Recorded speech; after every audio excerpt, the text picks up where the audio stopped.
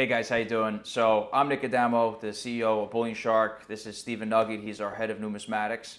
So we're going to kind of go through on the daily with our rare coins, like what we're getting in, the experience we're having, what's hot in the market right now, and kind of just the process of how Stephen finds rare coins for us that our clients are looking for, and then sometimes that we have things that we recommend to clients as well. So maybe we could walk through kind of, Steve, the process of kind of when we're getting new coins in, how you kind of are allocating coins to different, people within the organization. So we get different coins in, we get new coins in weekly here. And one of the things that I'm always trying to hone my skills on is not just remembering what coins all of my clients are interested in, but I try my hardest to remember what coins every person who works here has clients that are interested in. So as I'm buying coins, I'm keeping an eye out for all of those, whether these are $50 coins or $150,000 coins. Once the coins get here, I process them, I check them in, I enjoy looking at them, and I remind myself this isn't a museum, we are a business. So I then supply all the people that work here with the coins.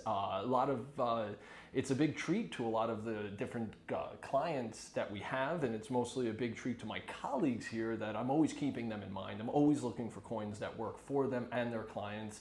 We have it all listed, and I also try to memorize all of this because I take a lot of pride in finding the forever homes for all the coins that we get here, and it's pretty magical. We have clients who love early gold, and they'll buy it almost instantly. We have clients who love proof Kennedy half dollars, clients who obviously love Morgan silver dollars of all different types. So I take a lot of pride in honing my skills constantly at remembering which coins are meant for which colleagues of mine and for their customers too.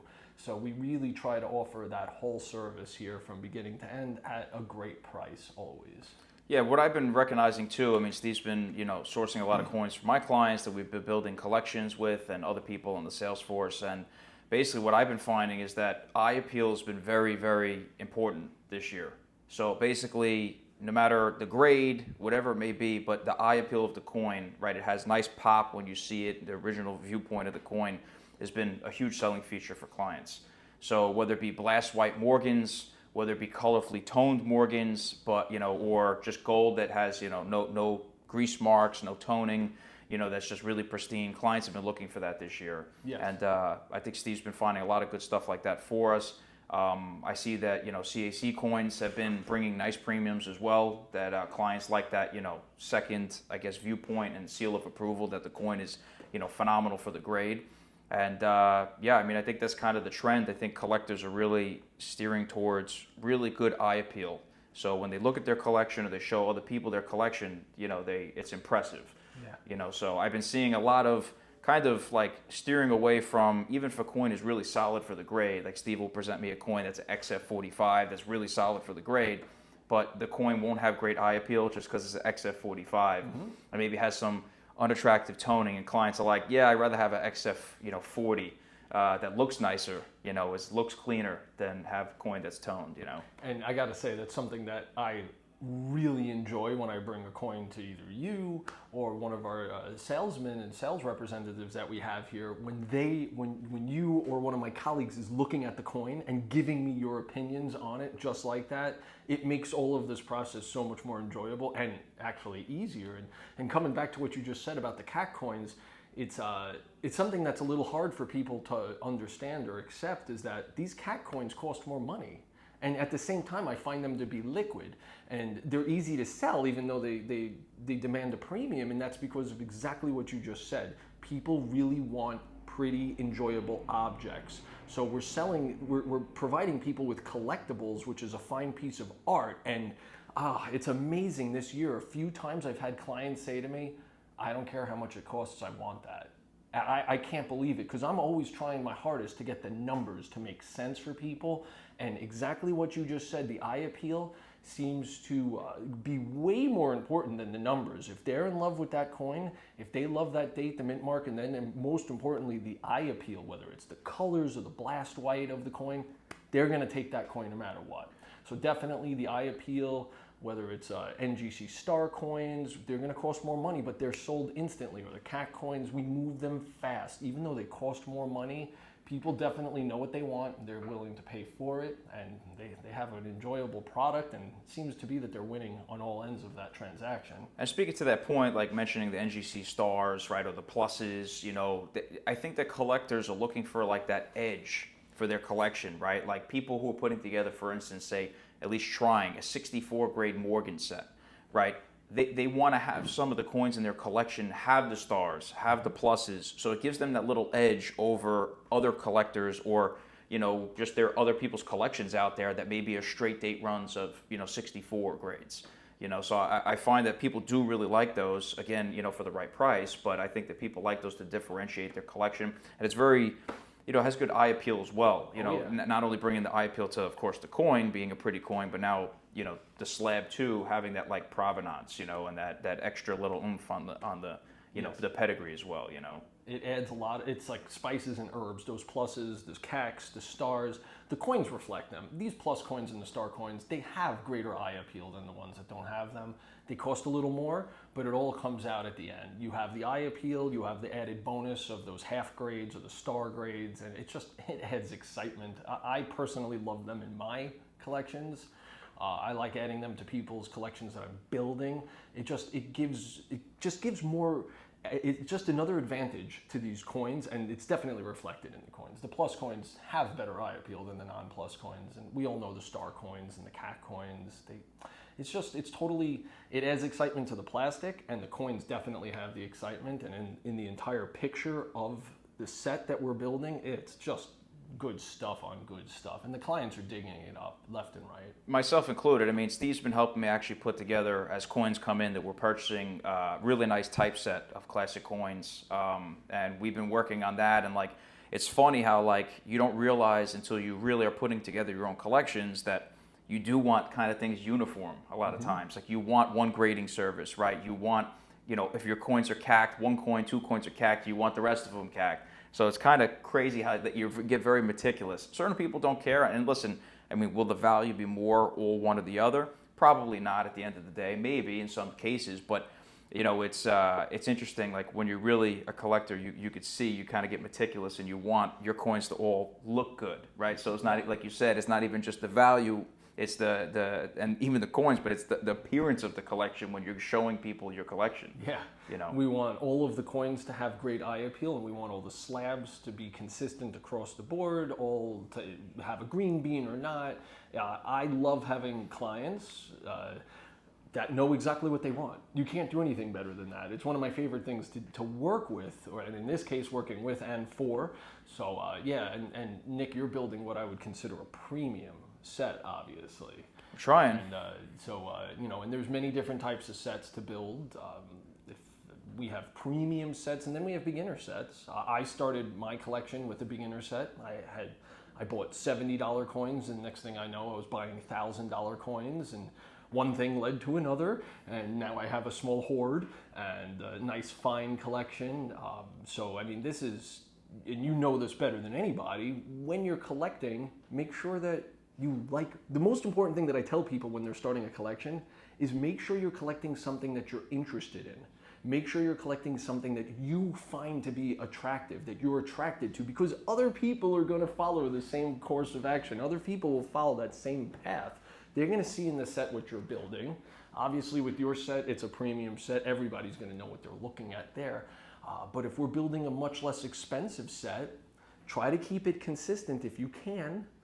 And it's only going to add to the enjoyment. And so there's just so many things to gain from this. You have the adventure. You're going to enjoy the entire adventure, whether you complete this set or not. You're going to have such a great set of coins, even if you're just missing 1 or 2, or at the very end we can't have it all consistent. The whole process is something that's completely enjoyed. And in an ideal world, you're putting your money in a very safe place instead of eating it or turning it into gasoline or turning it into a car. This is just a very safe place to put your money, and just my small little coins that I started to put away 12, 13 years ago, it proved to be life-changing for me. And that's really, whether you're starting a child with some coins, you're just going to be teaching them all of these great habits Everything from financial good habits to having good artistic skills to having the ability to collect stuff. It's just, these are all good habits, and it's stuff that a little lost in our generation, but I have a feeling it's starting to come back from the calls we're getting all day long and the clients that are coming through the door here. Yeah, and to your point, I mean, collecting is, like you said, there's multiple different aspects, right, that you need to consider. The financial aspects of it, also the enjoyment of it, right, and your goal of what you're looking to complete down the road. Why are you collecting? But also a point that you were mentioning, like the reason why I was starting to put together my typeset, and what really fascinated me about the typeset was that it was putting together coins, different coins from different periods of American history. So the reason why I love it, not only because the beauty of the coins, because every coin has a unique design and is different, so that drew me to putting together a typeset. But at the same point, looking, you see, you have a coin from 1857. You're like, okay, what was going on in the United States at that time? So, like you said, not only the financial aspect, like you've been guiding me in the right direction, is to making sure I'm purchasing the coins for the right price, right, and a fair price. But at the same point, now going back and looking at, okay, like what was going on in history during this time. So that collection tells a story that's much bigger than just the coins were graded in a 67, they were a plus grade, or they were CAC verified. Like there's a lot more to the collection just historically. Oh yeah. And then, like I said, having unique pieces, in the collection just makes it that much more interesting, because it's not like 100 of one thing, which there's a time and a place for, right? There's things I own 100 of one thing because it's just a killer coin, and you need to own 100 of them. But at the end of the day, when you put those kind of collections together, type sets, or maybe a Franklin $half set that you're putting every date together, every different mint mark, you really get to explore every year what was going on in the United States at that time, and kind of what intrigued the design. Like, why did the engravers and designers make it? Like, for instance, crazy in 1908, where they made the motto and no motto saint. And like, if you didn't look back at that history and realize, like, after 1908, they put the motto "In God We Trust" on every coin, because it was an uproar because there was no "In God We Trust" on the original 1908s. That's pretty crazy, to think about that. And like, you see, like, would that have been the same now? Like, I don't know. Who knows? Maybe where we are in the landscape now, if they didn't put "In God We Trust" on the coin, maybe people wouldn't lash out.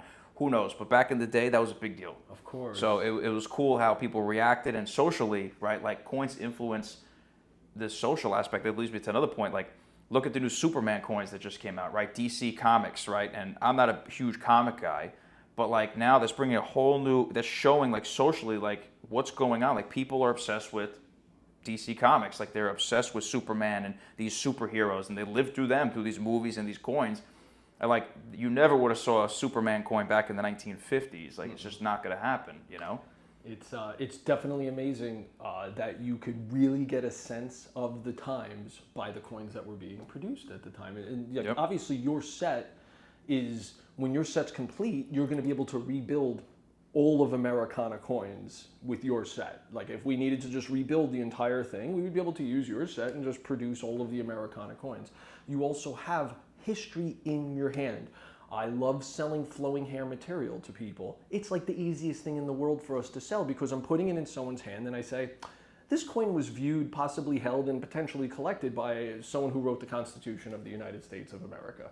And then Civil War coins, we just flow right through it. I'm like, this coin was produced and distributed and spent during the Civil War. So, and there's so many rich aspects of owning and collecting coins that it's hard to like get it all out. We have great financial learning, we have history, we have art, and then you get to fantasize about what was going on, who were the people who collected this. Some of the coins in your collection were produced and then handed to a collector. You're like the sixth person in line of all the collectors, and we can actually track all of those collectors back. So when we get into these big boy coins, you're part of a legacy. You're a caretaker for a coin, and it's really amazing. We could go through our inventory, and I'll put a $150,000 coin in someone's hand, and interesting, and then I'll put a $400 coin in their hand that I know is going to relate to them, that they're going to be touched by it, and that $400 coin is significantly more impactful to them than the $150,000 coin, and that's why I love collecting so much. You collect what you like. I mean, like, years ago, and even now, like, I collect the Chinese silver pandas. I buy a box of 20 every year just because I like that they change the design every year. I just liked them. They were cool. I like the original pandas from, the 80s and the 90s and the different designs. And like now, every day, every year they make a new design. And I just like it. And same thing with the Platinum Eagles. The reason why I collected the Platinum Proof Eagles was because the reverse design, with the exception of a couple years that were the same, but the reverse design was different every year.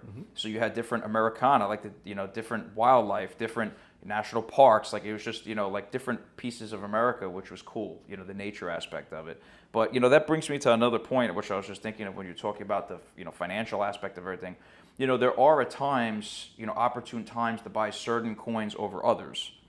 So you do want to be disciplined in the same aspect, not chasing stuff and overpaying at, you want to get, my philosophy is you want to pay a fair price for a great coin, right? Just as Warren Buffett says, you want to buy a great company at a fair price. You don't want to buy a dog coin, because if you buy a dog coin, it most likely is always going to be a dog, no matter how cheap it is and how good of a deal you got.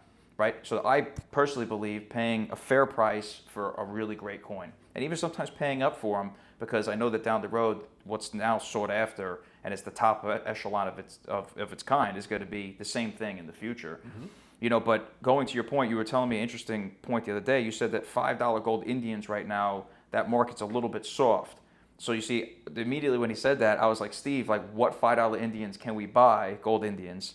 Because that's probably a great opportunity. The markets have ebbs and flows, but I mean, maybe you could allude to that a little bit. But the $5 pieces, the $5 gold Indians right now, seem like a great value over even the $10, 2.5s, or $20 Saints and Libs. Yeah, the market is very soft on $5 Indians right now. It just is what it is.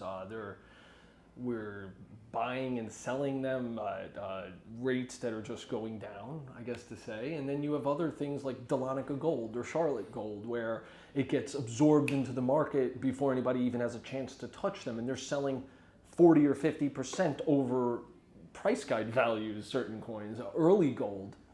But I would, not to interject, but I would say that, like, if you are looking now if you were looking to put together a $5 gold Indian set, like, now's probably the time to put it together. Oh yeah, you want to buy when things are at a great price, right? You have opportunities. So, where maybe right now it's not in the biggest demand in comparison with Carson City Gold or whatever it may be, right? Those kind of coins are always just, and those branch mints and everything are always in huge demand. But now might be a perfect time to buy the $5 golds while you're buying them at lower premiums and when people aren't looking at them. It is. It definitely is. I sold a very good one to a close family friend of mine recently, and that's because I believe in exactly what you're saying.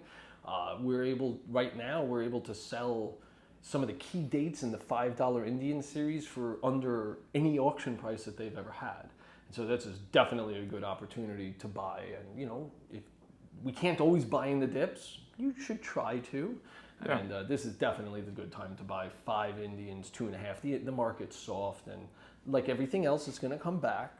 And especially with gold, the way it's been moving. I mean, gold was down a little bit today, but other than that, I mean, the market's been on fire, and it doesn't look like it's going to stop anytime soon. So we'll see what happens. But that's kind of what we've been experiencing of late. I think, like I said, kind of key takeaways. $5 gold pieces.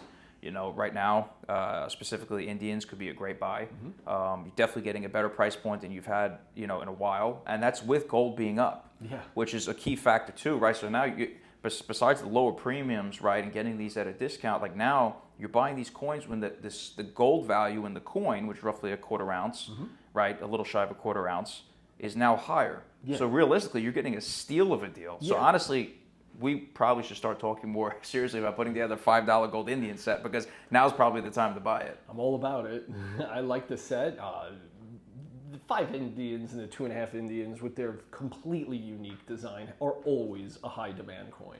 This is one of the few dips that I can see on the last 70 years on the coin. So this is all this stuff's gone through the roof. I mean, just like you said, alluded to, Dahlonega Gold, Carson City Gold through the roof. Yeah. Some of these prices that have been realized have been astronomical. Now, understandably so, because they're super rare and there's so few, right? But, Carson City Gold's always in demand, Dahlonega Gold. Yep. 95 proof Morgans. The key staples seem to always unfortunately for collectors, but fortunately for collectors who own them. If you don't own them, unfortunate for you, but if you own it, very good for you, seem to increase in price. I mean, we bought, me and my brother, a 1895 proof Morgan, and that's been a really phenomenal coin, and luckily we bought it, and we're like, we better never sell this thing, because we're not going to replace it, and if we do, it's going to probably be a lot more expensive in 10 years from now. So, but It's funny. I'm always once in a while when I try to ask you guys if I could sell that coin. Nope. Yeah. Big no.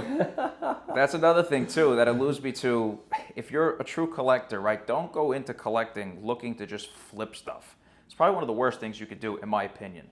You want to act as if, again, reference to Warren Buffett, but you want to buy something with the intention of never selling it, right? Because it's so good, right? You made such a great purchase. It's such a coin that you love so much, and it's a beautiful coin. You appreciate it. Has great history, scarcity, that you're like, I never want to sell this thing. I would be okay never selling this thing. Yeah. And then usually when you have that kind of mentality, you wake up 10 years from now and you're like, wow, like you have people who want your collection and are, jumping over hoops to get it, and you're like, nah, I don't want to sell it, but then at least you're in control, right? Yes. So don't buy into the fads. Like a lot of people like to, just buy the new hottest thing that's getting pumped and everybody wants to buy it. Look, that might be a good buy, but sometimes you need to take a step back and say, what do I enjoy? What do I want to buy for the long term? And build this collection to last, and, to really enjoy. I mean, versus just looking to get in and out, because you make a lot of mistakes when you do that, Of course. Think about what you want to purchase, make the right purchase, feel good about the purchase, and then build something you could be proud of. And then I think that, like you said, the financial aspect comes after the fact. Exactly. And your chances of success on all ends are great when you go into it with that mentality and that strategy. If you're going into it thinking to yourself, I'm going to hold this for a long time or ever, your chances of success are virtually 100%. And that's what I advise people all the time. And one thing also I want to mention that really intrigued me and it really struck my fancy was some of these like exotic coins, right? That like the minted, you look at the coin and you're like, this coin's only $2,000, $3,000, maybe like say a 3-cent nickel, right? Or whatever it may be, a 2-cent piece, right? Like stuff that's like, then you look and you're like, this coin is like a mintage of 550 coins or 3,000 coins. And you're like, this is super rare, and I can get a really beautiful specimen for $2,000, $3,000. I think that market eventually is going to really turn for the better. Not that it's not good now, but I think that people are overlooking that stuff, because those coins are some of the ones that have the most history, the most beautiful designs. And then you get a Proof 66 coin for like $3,000. You're like, wow, they only made 3,000 of these. Why am I not buying more of these? Yep. And that's something, like I said, 3-cent pieces, 2-cent pieces. I mean, some really cool coins that, speaking of 2-cent pieces, Tom Uram, who's a great buddy of ours, of course, and the president of the ANA, I mean, he has a magnificent 2-cent piece collection that me and you both saw in Pittsburgh at the ANA. Love it. Oh, remember we went to the ANA a couple years ago and it was on display? Yeah, that was a cool collection. I'm seeing Tom this week, so. Yeah, I'm excited. I have a feeling that it's only we're going to be enjoying this honeymoon phase in the rare coins. We have a coin in the shop right now that there's only 30 ever made. 30 ever made. It is one of the rarest coins I've ever held in my life, and I've held many $million-dollar coins. This coin, we're offering it for $30,000. I have a feeling that as the masses and the public become more and more educated, this honeymoon phase of super rare coins like the 2 and the 3-cent coins that there's only a few thousand made of, these coins should all be worth hundreds of thousands of dollars, even millions of dollars. If we equal it out to modern coins or any other market that I'm familiar with, these super rare coins are thoroughly undervalued. I would say it's just a few more years. The way everything's going, the way our industry is clicking, and the way social media is working, and the way we're trying to educate our audiences, that honeymoon is definitely coming to an end soon. I think you bring up a great point with social media, and hopefully, guys, with our channel, we've been really trying to ramp it up with educational videos and really getting you guys not only behind the history of the coins, right? Like linking history with the coins, but also just learning what these other coins are. Like everybody knows Morgan silver dollars, everybody knows peace dollars, everybody knows the American silver eagle, but now we're really bringing to light for millions of people who follow us, which we appreciate you guys following. Share and like with your friends. We got to keep growing our following and expanding the coin collecting community. But now people are looking at these coins that they, like a 2-cent piece or like you said, a 3-cent nickel, like they wouldn't have seen before because it's not mainstream. But now it is becoming mainstream. Yeah. and they're learning about it. And I think more and more people, like you said, are going to get on that bandwagon. It's going to make this, I mean, the market can move pretty quickly if a couple thousand people want to buy a 3-cent piece that there's only 3,000 in existence in a certain year or grade. The whole market will get absorbed, and it's only in collectors' hands, which means it's going way up. So yeah, I think there's a lot of potential, and we're seeing tremendous demand for coins. Just a little market overview. I mean, with everything that's been going on in the world, metals running, and a lot of people, and it's funny enough, when they get into precious metals, the next thing they think of, they go, wow, those rare coins, those are cool. That has a little more story and a little more pizzazz than American Silver Eagle Bullion coin. You know, not to knock it because I love the coin and I collect all of them, but and I have a complete set of every single one. But the thing is that now people are like, you know what, let me start to collect something else that maybe my grandfather would have collected or held in his hand. And, you know, then they get from the bullion aspect into the collecting coins. And we've been seeing a lot of that. When the precious metal prices really go crazy, we see a lot of new collectors coming in. Like, I'm buying bullion, but you know what? I want to diversify. I want to start a coin collection now. Yeah. You know, and it's truly, you know, collect what you love. And if you follow that strategy, I think that, you know, you could be very successful. You have history, you have art, you have rarity, and a market that I'm pretty sure is about to, we're going to be exiting the honeymoon phase of this market shortly. As the education comes up, these coins, they're not going to go back to 1838, more Charlotte gold. Those are done. That mint's long closed. So once those are all in the hands of collectors, it's going to be, the market's going to go up 2, 3, even 1,000% perhaps on some of these coins. I mean, listen, we've seen it before. Nobody has a crystal ball. Nobody knows, you know, but at the end of the day, yeah, I mean, look, if people corner markets like that, I mean, crazy stuff has happened. And yeah, I mean, but we've seen a lot of cool stuff. And, you know, I mean, I think that's kind of the gist of, you know, what we've been seeing of late and kind of, you know, till next time, right? Yeah. If I can leave us off with any one piece of advice, figure out what you like, make sure you can afford it, and go after it with aggression. Get someone who you trust, who's going to help you out with it, and they'll guide you through it. And, you know, make sure you're doing it, make sure you're staying on it and going after it. Yeah, another key point: trust the dealer. Not to just promote coin dealers, but there's many, even besides us, there's many great coin dealers out there who are really looking to help you, educate you, and make sure that you make the right decisions. And even if you don't buy everything from them, that at least if you do give them business in return, like I said, you know, they'll give you some expertise and help you avoid some pitfalls that you wouldn't have sometimes avoided if you were doing things yourself. Even myself included, like when we're putting together certain coins in my typeset, like even me and you are referencing and asking other dealers who are experts at specific types of coins that were like, listen, like, are we making a good purchase here? Yeah. Like, and they might say, no, that listen, there's better out there, wait, be more patient. Or they're like, yeah, that's a great buy it. Because you can't be an expert in everything. You know, you could be, that's why there's different types of coin dealers out there. People, so decide what you want to collect. Find an expert in that field, right? So if you want to collect flying cents, right, like find an expert dealer in flying cents, which we could help you out. And, you know, and then, you know, go from there. And like you said, map out what you want to do. Because that's one thing that I see collectors do. They impulse into a collection. And like, for instance, they'll start and they'll buy a Lincoln penny, right, in a 66 grade. Because it's only a couple $100 for a certain year. But then they don't realize that certain coins in the collection are $1 million or $100,000 or $50,000. Like, whoa, I can't continue in 66. So make sure you try to map it out a little bit and say, okay, like, what are the most expensive coins in the set? That's where I would start. Try to buy the most expensive ones first in the highest grade you could afford, so at least then you know you're not going to get stuck, right? So everything else you could buy even higher grade or just the same grade, whatever you want to do, but at least you're not stuck buying a 66 grade coin, you bought one of the cheapies, and now you're like, I can't afford the rest of the set in the 66 grade. Yeah. And you're disappointed. So try to map it out. Start, I think, with the best coins, hardest coins to find first, because those are going to be the hardest ones to find, always, and always in demand. And price those out and be like, all right, the top 10 rarest ones, I could afford them at a 64 grade. Everything else, I'm going to get a 64 better. Yep.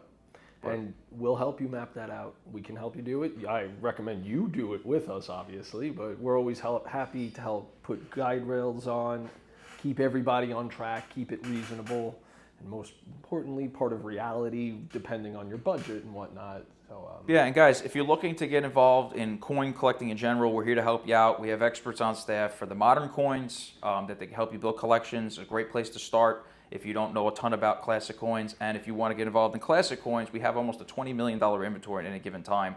Everything from 3-cent pieces to error, banknotes to, Morgan silver dollars, to $20 gold pieces that are $1 million. So, we have something for everybody. So, and with the rare coins, check out our website, bullionsharks.com. Tons of rare coins, updated daily, pricing, inventory. So what's on there is in stock, ready to ship. So if you see something, call us and one of us will help you out. Maybe you'll get me or Steve on the phone. We're always here to help.